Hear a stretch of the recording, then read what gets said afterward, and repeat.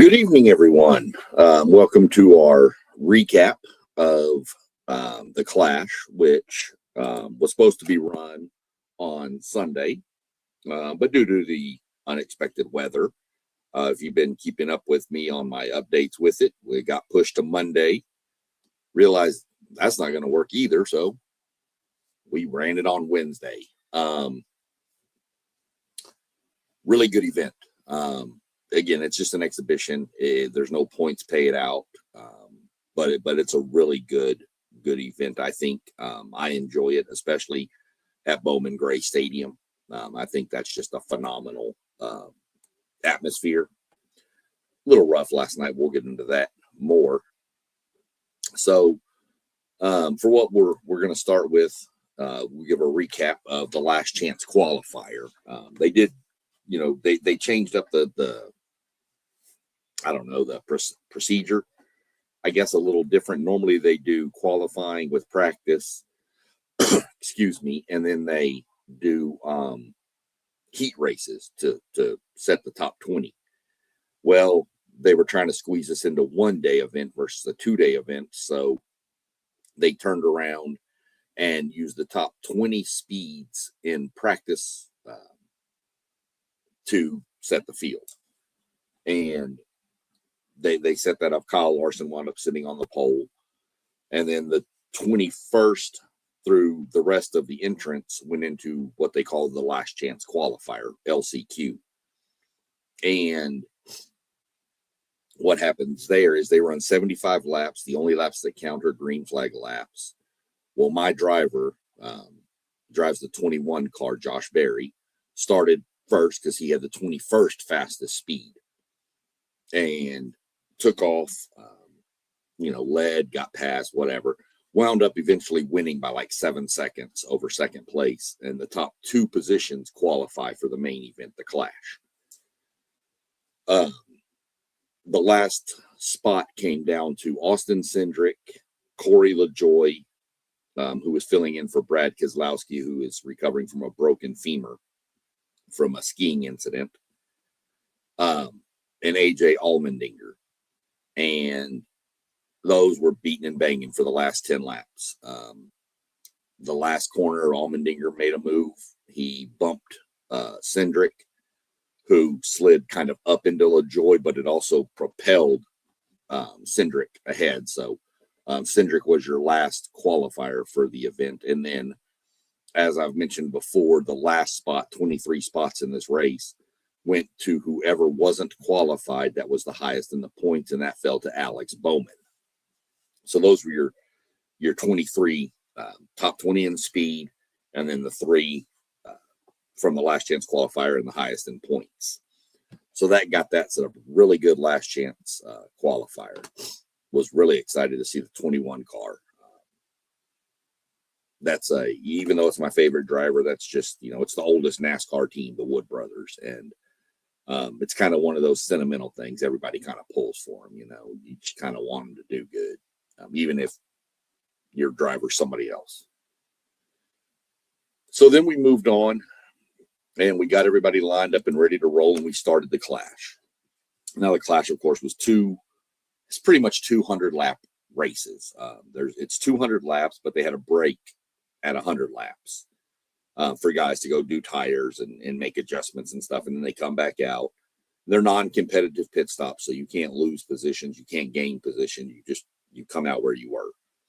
And then they line up and go again. The beginning of the Clash was pretty good. Kind of went back and forth. You got a few lead changes. Larson, who was the pole sitter, led a few. Ty Gibbs got up there. Ryan Blaney, my wife's favorite driver, drove from 16th up into the top, 2 or 3. Daniel Suarez, who changed teams this year and is now driving for Spire Motorsports, wound up going from 20th all the way up, made a run. Josh Berry moved up into the top 10 from 21st. People were just moving and going and moving and getting bumped out of the way. It was a pretty good start to it, and I would have been happy had it ended like that. But Of course, it's NASCAR and can't do anything easy. It doesn't seem anymore. That's not a knock on NASCAR either. That's just, it seems like last year we got extremely lucky with the weather, and this year we've already started off bad. Hopefully this isn't a sign of things to come. But at this point, you had the weather make its appearance. And this is probably the first NASCAR race I've ever seen or heard of that had to deal with sleet and snow and freezing rain and rain. It dealt with it all. It was cold, well below 30 degrees out there. Some people I know up in like the northern Minnesotas and Michigans and all them there, oh well, well, Carolina's not used to that as much. So it was really, really cold out there for those people, and the fans showed up. Give the fans credit; they braved the elements. But you had an issue with that, and NASCAR kind of was using their jet dryers and everything they could, and they brought the cars in and they put on the wet weather tires, which, if you're not familiar, a wet weather tire is pretty much what you have on your passenger car. It has tread. It's not a slick racing slick. It has tread and grooves to help push water, so it's just like your passenger car. And so they're doing all their stuff with it and getting it clean, and got these wet weather tires on. And I was sitting there, and they came back out to races, and I looked at my wife and I said, this is not going to be pretty. A quarter-mile track, 23 cars, a wet racing surface, even with wet weather tires. And sure enough, shortly after they got going, it was a wreck. Luckily, on that size track, not a lot of damage done to the cars, so it wasn't too bad. Cars were able to keep going. Normally, that instance, you're going to have cars out of the race, but the weather played a major factor in that. Not only were they only counting green flag laps, so these cars going, around under caution weren't counting. That leads us to the controversy. At one point, Kyle Larson ran out of gas, and he had to get pushed back over into the pit area. And you were told the rules at the beginning of the race were you put your fuel in your car and you're not allowed to fuel the rest of the time. Well, some guys were running less fuel because the lighter car goes faster than a heavier car. So Kyle Larson ran out of gas. If I'm not mistaken, Chase Elliott or William Byron, one of the others a couple people ran out of gas. Well, a couple of people went to the pits without NASCAR's approval and put gas in their car. Well, they got penalized and put to the back of the field. And the other guys waited, and then NASCAR told everybody, go get fuel. Well, those guys got to go get fuel and keep their position on the track. So the ones that jumped the gun to get fuel got penalized. The others didn't. Caused a little controversy with people saying that's not right. We weren't expecting to have to run all these laps under caution. We had enough fuel for a 200 lap event with some cautions, but not, they ran 20, 30 minutes. This race wound up being somewhere around the 3.5 hour range, which is way too long for an event called the Clash. That's more of a regular NASCAR race length. So there was a little controversy with that. Some people just like, why? We were going to run out of fuel, which was going to cause more cautions, which would have then made more cars run out of fuel. So they came to get fuel and got penalized. Had this been a points paying race, you would have heard a lot more about this, I think. Because there's no points involved, I think people kind of chalked it up to what it is. It's kind of an all-star event. NASCAR does have an all-star race coming up later in the year. It's going to be at Dover, Delaware. I'll explain that when we get closer. But this is kind of just like a fan appreciation almost. Baseball does like Fan Fest sometimes for before the season, players and interviews and all that.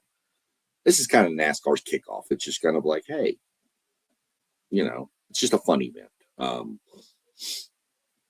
So there was a little controversy with it, which, there's going to be stuff, but, NASCAR, I think, made the right decision and telling the cars in mid race, yeah, go fuel. One car, who was it? Carson Hocevar, I think, the number 77, went back into the pit, didn't put fuel in it, but changed from the wet tires to the slick tires. Well, you're only allowed to do that when NASCAR says you're allowed to do that. So they got penalized and had to go to the back for putting, and well, actually, I take that. They went to the back, but NASCAR made them come back in and put the other tires back on. So just a little controversy. And, you know, say what you will about changing rules in the middle of events, but what are you supposed to do? No, this was unprecedented territory for NASCAR. They wanted to get this race in for the fans. And I'm sure, you know, TV partners had something to do with it too, because they pay a lot of money to broadcast these. So, you know, NASCAR kind of did what they felt the best, and I don't have a problem with it. Again, if it was a points paying race, maybe I'd have a little more to say about it, but I'm not worried about it. It was still good. The finish, you know, after all that got sorted, they lined back up, started racing again. Normally at Bowman Gray, the inside is the preferred groove, the lower side of the track. Well, after the rain and the wet weather tires and all these different things, there seemed to be people on the outside, and cars were getting on the outside. I can remember sitting there watching Josh Berry, who was in like 19th, and he went to the outside. And this is normally a 2-groove track, but there was 3 cars, and he was on the far outside, probably about 6 inches off the wall. And he just started moving motor and passing. The next thing I know, I looked up and he's in 12th. And okay. So it was a really, really, really good run. Saw a lot out of a bunch of different teams. Teams that you normally see at the front, the Larsons, the Blaneys. They were doing Hamlins. They were up there doing their thing. But your teams, your Berries, your Daniel Suarez, your Ryan Preece's, your Carson Hocevar, and Connor Zilic, who I've mentioned in a few other of these episodes of my NASCAR for Beginner series. Better watch that kid. That was his first time behind a cup car like that in a race, and he at one point was up in the top 5. And I'm going to go back and look at where he finished. I didn't even pay attention to his exact finishing position. But one advantage to this was because he got his feet wet, kind of. Let me see where he finished. Where did you go? He finished 18th. Started 19th, finished 18th, but he was running in the top 5 for a little bit. So the cool thing about the way they do this event is because only the green flags count, even if a car had an issue and there was a yellow, he didn't get penalized. He didn't, like, there was 23 cars in the race, and Bubba Wallace was the only one who finished 1 lap down. Everybody else was on the lead lap.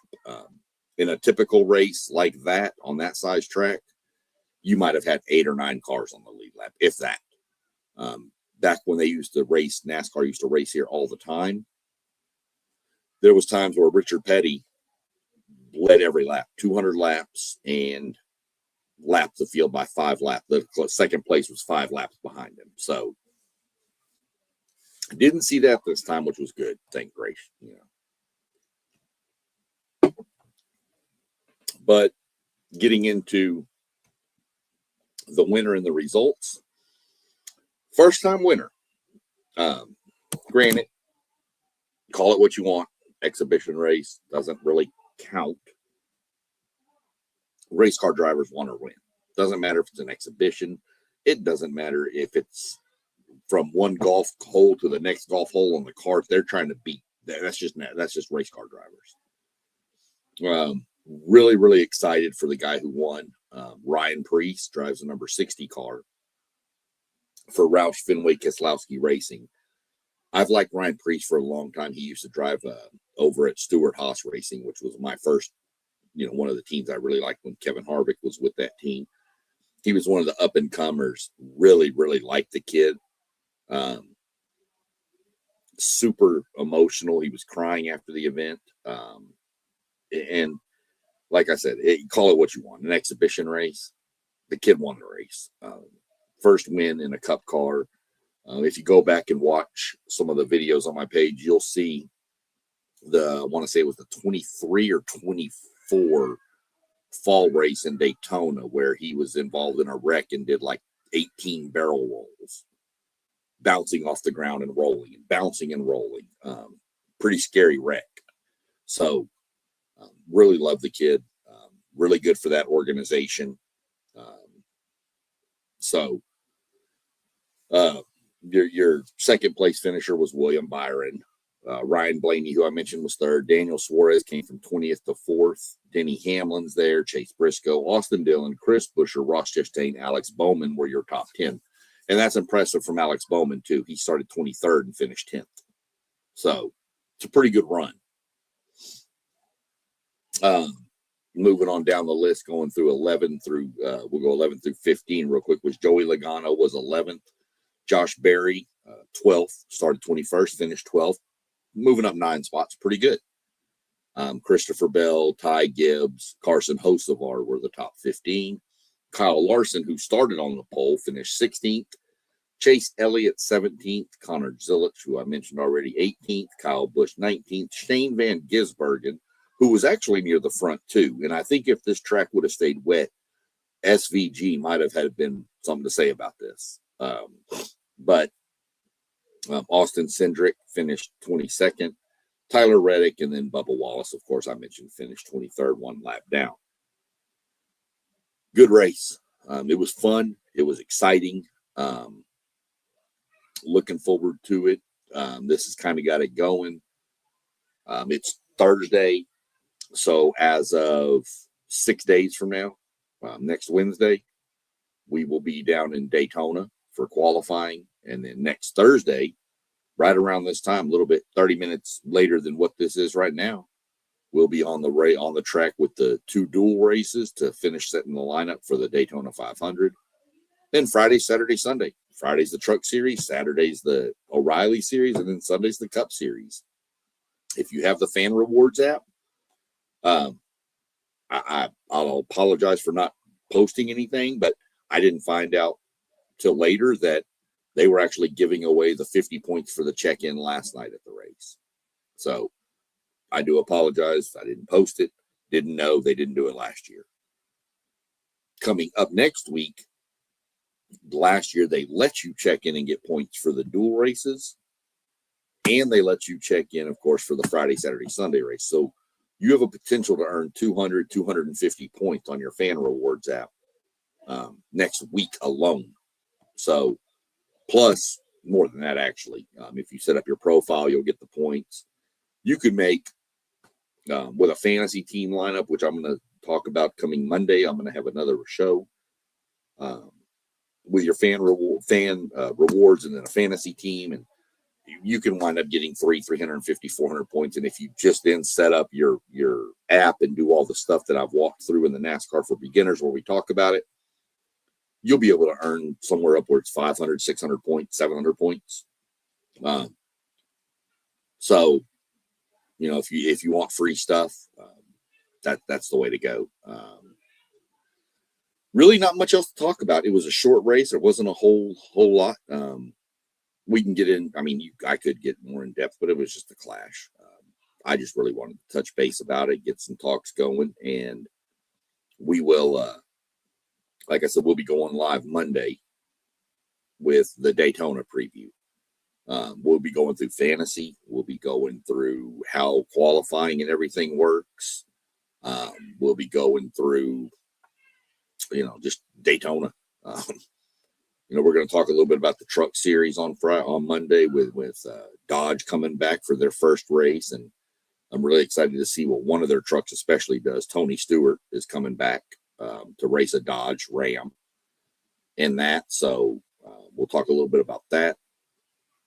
I just kind of get everybody geared up. Once we start Daytona, it's 38 weeks of racing, and there's 36 races. So 2 weeks off is all they get, these drivers. They end in November, and you see we're cranking back up in February. So very short off season, very, very, very long season. But if you're a race fan, you enjoy that. So I appreciate everybody tuning in. If y'all notice down at the bottom, we've got all of our channels from the WTP Sports Dudes scrolling down there. Like, subscribe, share, hit the little notification bell. You'll know when I'm going live or any of us are going live to get your fix of whatever you want. We hit your comments up. We'll respond to every comment that's dropped. Let us know.